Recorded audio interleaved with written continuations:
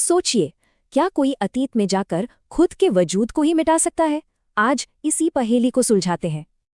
ये सवाल हमें ले जाता है टाइम ट्रैवल की एक सबसे बड़ी उलझन की तरफ।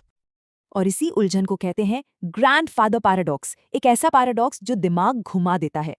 मान लीजिए कोई पास्ट में गया और अपने ग्रैंडपेरेंट्स को मिलने ही नहीं दिया, तो क्या होगा? बस इसी एक काम से एक ऐसा लूप बन जाता है जिसे तोड़ना इम्पॉसिबल है। अगर वो पैदा ही नहीं हुआ तो फिर पास्ट में जाकर ये सब किया किसने? यही तो है असली पैराडॉक्स। तो क्या इसका मतलब टाइम ट्रैवल मुमकिन नहीं? रुकिए, इसके कुछ बहुत ही इंटरेस्टिंग जवाब हैं। पहला सोल्यूशन ये है कि पास्ट को बदला ही नहीं जा सकता, वो फिक्स्ड है। मतलब यूनिवर्स खुद ही ऐसे पैराडॉक्स को होने से रोक देगा। ये है नोविकॉफ का प्रिंसिपल।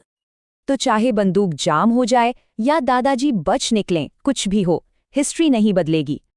पर क्या हो अगर पास्ट को बदला जा सकता हो? यहीं आता है दूसरा सोल्यूशन। इसमें आपका अपना पास्ट नहीं बदलता, बल्कि एक नई पैरेलल टाइमलाइन बन जाती है। ओरिजिनल टाइमलाइन तो वैसी ही रहेगी, पर एक नई दुनिया बन जाएगी जहां वो शख्स कभी था ही नहीं। और तीसरा सोल्यूशन, शायद ये सब होना पहले से ही तय था। इसे कहते हैं डिटर्मिनिज्म। मतलब सब कुछ प्री डेस्टिन्ड है, फ्री विल जैसी कोई चीज है ही नहीं।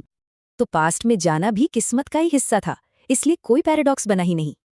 तो 3 थ्योरीज हैं, पास्ट फिक्स्ड है, नई टाइमलाइन बनती है, या सब कुछ किस्मत है।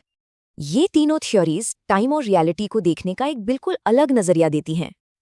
तो असली सवाल ये है, क्या हमारी कहानी पहले से लिखी है या हम उसे बदल सकते हैं?